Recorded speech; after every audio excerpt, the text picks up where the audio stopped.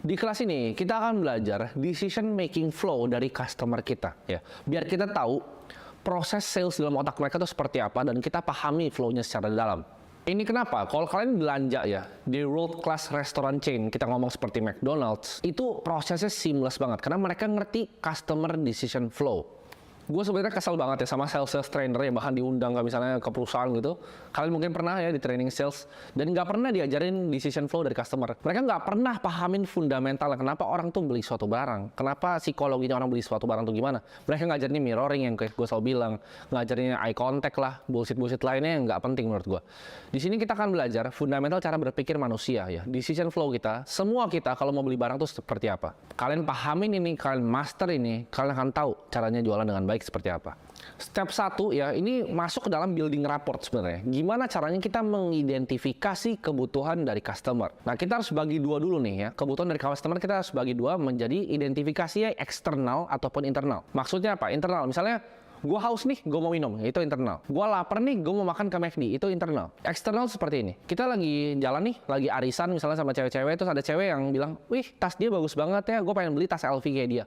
Itu eksternal. Terus ada teman datang ke apartemen, wih gila apartemen lu keren banget bro, gue jadi pengen beli, itu eksternal. Atau kalian lagi searching, ketemu iklan nih, kayaknya mobil ini bagus nih, itu eksternal. Jadi tahu dulu nih, kebutuhan dan keinginan customer itu dari internal ataupun eksternal, itu yang pertama, kita identifikasi dulu. Setelah kalian tahu kebutuhan dari customer kalian, oke misalnya customernya dia ngeliat rumah nih, karena dia kebutuhannya adalah, dia bakal dimarahin nih sama calon mertuanya secara eksternal gitu kan. Dia bakal dimarahin sama calon mertuanya kalau nggak punya rumah pas nikahin anaknya. Jadi dia harus beli rumah. Nah itu faktor eksternal untuk kebutuhan dia. Oke, setelah step pertama yaitu identifikasi, itu eksternal karena calon mertua. Kita lihat ya, kita melakukan yang namanya research. Nah, research ini penting banget ya. Research ini luar biasa penting. Anggaplah kalian harus posisiin ya. Kenapa gue akan tekanin terus decision making flow ini? Karena kalian harus posisiin diri kalian di posisi customer-nya. Oke, gue ini dipaksa sama mertua untuk beli rumah. Walaupun gue gak mau, gue harus beli. Nextnya gue akan cari di mana? Apakah gue akan scrolling TikTok untuk cari rumah? Kemungkinan besar enggak. Apakah gue akan nongkrong di Instagram? Mungkin kalau dia konglo yang dia mau bangun rumah pakai misalnya arsitek terkenal ya mungkin nongkrongnya di Instagram. Tapi most likely yang kalian akan lakukan adalah misalnya nih, oke, gue karena mau dekat mertua, misalnya gue mau tinggal misalnya di BSD nih ya, atau Gading Serpong gitu. Kalian akan cari di Google, jual rumah Gading Serpong. Ya, itu akan kebiasaan customer-nya. Jadi decision flow-nya dari pertama identifikasi eksternal, lalu research, dia carinya di mana. Oke, kalau dia beli rumah, dia akan search di Google. Google tuh kan keluarin apa? Akan keluarin rumah 1, 2, 3. Akan keluarin OLX, ya kan? Akan keluarin rumah dijual.com. Kalau sewa, dia akan misalnya sewa apartemen.net. Akan cari jendela 360. Ini pertanyaan gue buat kalian misalnya yang agen properti, mau agen asuransi atau apapun. Kalian harus tahu nih, flow customer kalian tuh untuk mau tahu tentang produk kalian seperti apa. Dan kalau kalian nggak masukin iklan kalian di sana, gimana caranya kalian di-discover? Ini yang selalu diajarin. Untuk build prospect, ya kan, kita harus ngelis ya. Kita ambil kertas, kita tulis 100 orang yang kita kenal. Itu cara paling nggak bener untuk bikin sales. Kenapa? Karena sales paling gampang ya. Sales yang paling gampang yang gue lakukan di hidup gue adalah sales yang inbound. Orang yang cari kita duluan, itu gampang loh. Karena udah tahu maunya apa. Ini masuk ke perbedaan antara sales pemula dan sales expert. Sales expert yang gue tahu itu nggak ada satupun yang listing. Kemarin kenal tetangga gue ini ya, pembantunya ini, nama pembantunya ini, anak pembantunya lu list aja sekalian tuh dalam list 200 lu. Itu nggak akan ada yang closing begitu, paling 1 dari 100. Caranya adalah, lu tahu decision flow-nya. Lu masuk ke dalam website-nya. Lu listing, kalau bisa lu bayar listingannya di situ. Gitu. Lu bayar biar jadi muncul paling atas. Listingin semuanya, masukin di OLX. Listingin semuanya, masukin di rumah 1, 2, 3. Kalau bisa semuanya lu masukin. Kenapa? Karena orang-orang yang jualan properti sekarang pada males udah lakuin hal itu. Dengan ads simple itu, lu bisa dapat keuntungan lebih besar dibanding orang yang lain. Kalian harus bisa posisi diri kalian di posisi customer. Nongkrongnya di mana, sukanya apa, tipikalnya bagaimana. Harus tahu secara jelas, research. Nah, kita lihat ya flow-nya. Pertama identifikasi, lalu yang kedua adalah riset. Yang ketiga akan muncul di flow namanya opsi. Maksudnya opsi apa? Oke, gua disuruh mertua gua untuk beli rumah. Oke, gua akan cari di Google rumahnya. Tapi gua nggak tahu rumah di mana. Dia akan kepilih sama banyak opsi. Apakah gua akan mau beli rumah di BSD? Apakah gua akan mau beli di Alam Sutra yang lebih dekat ke PIK dan teman-temannya? Apakah gua mau lebih di tengah? Gua mau di Gading Serpong, makanannya lebih banyak sampai malam. Nah itu masuk opsi itu semuanya. Antara gue BSD, ya kan, apakah Alsut, apakah gue mau ke PIK, dia akan masuk ke dalam opsi. Customer itu kan masuk ke sebuah opsi, begitu nyampe sebuah tempat, oke, gue fine, gue mau dekat orang tua gue mau di BSD. Nah dari BSD itu, akan ada opsi-opsi lainnya. Contohnya, oke nih, misalnya dia bilang, oke, gue mau di BSD, ya. Ada opsi kan, rumah atau apartemen. Misalnya dia mau apartemen. Dan dalam apartemen itu opsinya ada banyak. Mau yang low end apa yang high end. Misalnya dia oke, gue mau low end, gue mau cari studio. Ini apartemen pertama gue baru mau pindah gitu keluar. Nah opsi dari yang studio itu ada apa aja? Ada Sky House, ada B Residence, ada Casa de Parco, lu mau yang mana? Itu ada opsinya. Lu harus perhatiin kalau jadi customer tuh kayak gimana kira-kira thought prosesnya untuk dia memilih sebuah properti. Gue bahkan kasih tahu kalian, di dalam apartemennya, misalnya nih ya, misalnya di Sky House nih ya, ngomong-ngomong Sky House studio full furnished ya. Ini kita pakai market yang gue pernah jualin beneran, market sewa. Di market sewa itu ya, itu opsinya kan ada banyak. Dan mostly orang ngeliatnya di jendela 360. Nah kita lihat misalnya di market sewa. Market sewa itu kan lumayan luas ya. Kalau zaman dulu mungkin yang rame sewa tuh sewa apartemen.net. Kalau sekarang mungkin lebih laku di jendela 360. Waktu itu jendela 360 kayaknya baru launching pas gue jadi agen properti. Lebih banyak di sewa apartemen.net. Nah kalau misalnya kalian ngerti nih opsi-opsi yang ada. Misalnya kalian listingan, kalian cuma pegang 3 kunci gitu. Nah, ini di sini gue mau kasih tahu kalian ya, fungsinya untuk ngerti opsi ini. Kenapa kalian harus ngerti? Jadi nggak mentok cuma diidentifikasi dari riset. Harus ngerti opsinya. Begitu kalian ngerti opsinya, kalian akan lebih jauh dibanding sales-sales yang lain. Oke, di sini gue akan ceritain real case yang gue alamin waktu pas gue closing klien yang sewa. Ya, jadi gue ada jualan yang beli, ada jualan yang sewa juga. Fungsinya ngerti opsi adalah gue ngerti banget market sewanya di situ. Bahkan di dalam apartemennya itu ada opsi-opsi lain, betul? Customer gue waktu itu nyari unit studio ya, nyari unit studio, pokoknya dia mau terima jadi, karena orang tuanya kasih duit, dia harus kuliah di sana, dia mau cari yang full furnished. Nah begitu gue ketemu sama dia, kan dia keliling-keliling, dia kayak udah suka banget. Habis itu, nah pertanyaan yang selalu ditembak kan, ini harganya berapa? Dia tanya. Dan gue jawab ini harganya 3,5 juta per bulan. Full furnished seperti ini 3,5 juta sebulan biaya sewanya. Kalian mau tahu apa yang terjadi? Begitu dia, kan gue tahu nih di decision flow manusia, bahwa manusia akan mentok, dia akan ke opsi. Begitu gue ngomong harga, dia akan mau membandingkan. Karena manusia itu butuh opsi. Yang dia akan lakukan adalah, kalian mungkin ketahuan nih, agen-agen properti, dia keluarin handphone. Gue langsung tembak, dia bahkan belum nyalain tuh, belum masukin password di iPhone waktu itu. Gue langsung bilang, Kak, sorry nih Kak, tapi ini kalau unit full furnished, sebelum kakak cari di sewa apartemen.net, ya, unit full furnished seperti ini, itu cuma ada yang di sini, 3,5 juta. Kakak cari yang sama, bahkan furnishnya itu lebih berantakan, itu 3,9 juta Kak. Ini kuncinya saya pegang listingnya. Kalau kakak mau lihat silahkan. Tapi ini yang terbaik yang saya bisa kasih ke kakak. Karena ownernya itu nggak mau pusing, dia cuma mau nutup biar bisa bayar IPL-nya aja. Dia nggak mau keluar duit lagi di apartemen yang ini. Jadi dia bukanya 3,5 juta, harganya under market Kak. Apa yang terjadi? Apakah dia jadi buka handphonenya? Nggak jadi. Kan dia tahu, gue udah tahu semuanya gitu di apartemen itu.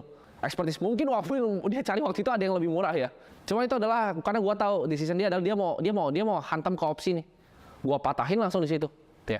Jadi ibarat gue bilang tadi sales flow, kalian tahu nih kapan, kan gue bilang customer dari ketemu sampai closing nih. Setiap dia mau tadi nih, dia mau nyari opsi ini mau ke atas nih atau mau ke bawah nih. Setiap dia mau cari opsi ke atas, patahin dulu, tarik balik nih, kontrol lagi. Sales flow-nya dikontrol lagi. Begitu gue bilang begitu, udah nggak jadi dia. Akhirnya dia lipet, ya udah closing. Deal. Dia tinggal tanya extra maintenance berapa, biasa internet berapa, air dan lain-lain itu seperti apa. Lalu closing. Ini lu mau jualan properti ya, yang harga lebih tinggi, lu mau jualan rice cooker 600.000, sama. Lu jualan rice cooker, mereka karena zaman sekarang mereka ngambil handphone, mereka cek di mana di Tokopedia, di Shopee. Harga yang sama berapa lebih murah atau enggak. Jangan sampai di hal itu, jangan masuk ke opsi, patahin aja dulu opsinya di situ. Lu langsung bilang, di kita itu bisa garansi Kak, kalau dari marketplace belum tahu Kak bisa rusak atau enggak. Nah, kalian bisa kayak gitu. Kalian terapin ilmu jalanan yang gue kasih nih, ngerti decision flow, building rapport yang baik, ngerti customer journey seperti apa, ngerti psikologi dari penjualan itu seperti apa. Ditambah lagi kalian ngerti nih, decision proses seperti apa. Gue yakin kalian jadi sales yang lebih baik. Dari framework opsi ini, tujuan kita adalah mengeliminasi opsi-opsi yang lain. Gitu. Kita mempermudah mereka untuk mendapatkan tujuannya. Sama seperti yang tadi gue cerita di kelas sebelumnya. Dimana gue bilang, ini ada opsi ini, gue patahin opsinya lu yang 800 juta aja gitu. Karena dia lebih gampang untuk bayarnya, dari DP-nya bisa dicicil sekian, lebih gampang untuk dia. Kita sebagai seorang sales, kita bukan mau nipu customer, tapi kita persempit opsinya, kita kasih opsi yang terbaik untuk mereka, kita delivery. Nah, kalian pikir, oke, jadi kan kita udah identifikasi, kita udah riset, kita ngerti opsi, kita minimalisir opsi. Oh, udah selesai dong, ya kan? Mereka udah beli dong, selesai. Salah besar, ya. After sales-nya, kalian harus pikirin after sales-nya. Itu yang bisa bedain sales pemula sama sales yang jago. Balik lagi, mereka cuma ngerti paling mungkin cuma satu, identifikasi dong sama riset udah. Mereka nggak mau peduli customer tuh punya opsi, nggak mau pelajarin opsinya apa aja, nggak mau tahu, yang penting gue closing jual. Bahkan pas udah dijual nih ditinggal customernya.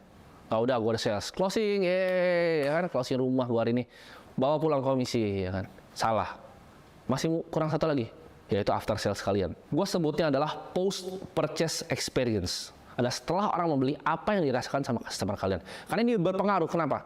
Satu ke referral kalian di masa depan, satu ke dianya. Karena Lu service dengan baik, kalau dia butuh apa-apa nih, lu jual furniture deh. Dia service lu bagus banget. Setelah lu beli itu ditanyain gimana apa furniture, ada yang kurang segala macam. Lu pasti kalau mikir beli furniture, beli dari dia lagi.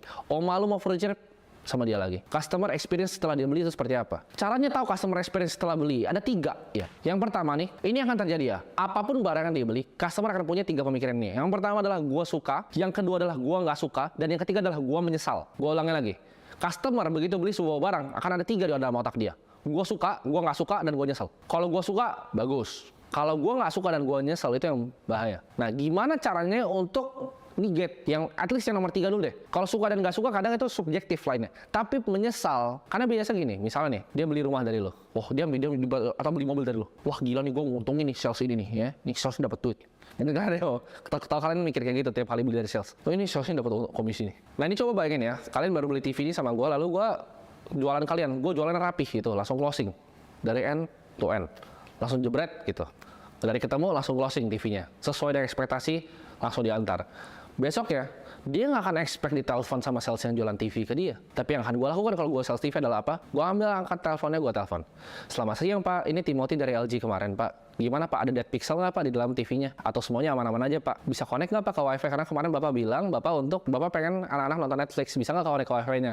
Kalau nggak bisa nanti kita kirim orang Pak ke sana Pak. Atau Bapak bisa pasang nggak Pak bracketnya itu, karena belakangnya agak berat ya Pak pasangnya. Kalau nggak bisa nanti kita juga kirim tim ke sana untuk bantu pasang. Menurut lo, itu nomor 3 itu mungkin terjadi nggak penyesalan? Nggak mungkin. Dia akan bilang, untung gue beli sama dia, nggak apa-apa lah, gue kasih cuan lah bahkan. Lu mau jualan barang ya, harganya lebih tinggi, tapi lu after sales lu gituin. Itu psikologinya kena. Dimana dia akan mikir, nggak apa-apa lah, dia dapat komisi. Next time bahkan kalau gue beli TV nih, oma gue mau TV, mama gue mau TV, teman gue mau TV, gue kasih ke dia dah. Karena gila, gue di service bagus banget. Jangan kalian misalnya jadi agen asuransi nih, baru closing asuransi, di telepon mau klaimnya, sakitnya, lu repot, lu jalan-jalan loh. Lu jualan jasa. Jadi itu yang kadang dilupain. At least nomor 2, nggak suka sama penyesalan itu bisa hilang kalau kalian kasih after sales yang baik. Misalnya kalian habis jual rumah nih, kalian tanya, gimana Pak rumahnya Pak? Apakah cocok Pak? Sesuai nggak Pak?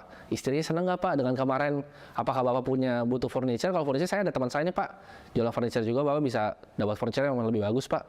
Atau mungkin Bapak ada keluhan lainnya, bisa langsung kontak saya aja ya Pak. Semoga Bapak happy Pak sama keluarga sama rumahnya. Hal seperti itu yang jarang dilakukan sama sales zaman sekarang. Ya, after sales. Karena yang compounding itu bukan cuma uang, tapi hal baik yang kalian keluarkan, yaitu goodwill. Karena tujuan kita, selalu ingat, ini pekerjaan yang etis. Sales itu bukanlah menipu orang. Sales itu bantu mereka mencapai tujuannya. Oke, di sini gue akan simpulin ya. Jadi pertama, tahu dulu kebutuhannya. Kebutuhan itu dari faktor internal atau dari faktor eksternal. Yang kedua, mereka cari informasi tentang produk kalian di mana, research. Yang ketiga, opsi mereka itu ada apa aja. Yang keempat, gimana caranya kita bisa eliminasi opsi-opsi lainnya. Yang kelima, itu after sales customer experience. Telepon mereka, jangan sampai mereka menyesal. Nggak suka masih ya, itu nggak bisa dikontrol. Tapi kalau menyesal, itu kalian yang kontrol. Kalian ngerti ini, kalian master ini, rapi ini, kalian akan jadi sales yang luar biasa. Gue akan kasih PR, kalian ini sekolahannya, gue bakal kasih PR kalian. Kalian ambil kertas sekarang, ambil buku sekarang, kalian catat. Ya, 1, 2, 3, 4, 5, sesuai dengan industri kalian ya. Dari pertama sales flow-nya, kira-kira seperti apa? Bikin banyak ya. Jadi satu nih, misalnya dia mau beli rumah karena eksternal kali ini. Satu mau beli rumah karena internal kali ini. Opsinya buat di BSD di sini. Alsutra di sini. SCBD di sini. Lu bikin kalau bisa sebanyak-banyaknya. Itu yang gue lakukan dulu. Itu gue punya flow-nya tuh lengkap. Jadi di otak gue tuh di luar kepala. Orang suka di sini, gue akan hantam di sini. Orang suka di sini, gue hantam di sini. Gue bantah di sini, objection-nya. Dia mau opsi yang ini, gue bilang opsinya gue kerucutin ke sebelah sini. Bikin kayak gitu di industri kalian. Di asuransi, cari. Orang cari asuransi itu dari mana? Apakah tiba-tiba dia scroll, yes gue mau asuransi? Atau dia biasanya cari ini dari influencer finansial nih tentang asuransi? Apakah bahkan kalian yang harus bikin kontennya sendiri untuk dapat inbound salesnya? Pikir gimana caranya ya. Customer journey seperti apa? Orang nggak tiba-tiba akan mau asuransi. Cara targetingnya gimana? Targetingnya rapinya dari mana? Buat kalian bahkan yang punya tim sales, gue yakin ada beberapa pengusaha yang ikut ini. Buat kalian yang punya tim sales, kalian mau level up tim salesnya. Lu tulis nih 1, 2, 3, 4, 5 decision flow ini, kasih ke mereka, suruh mereka isi, dan lu lihat sales lu meroket.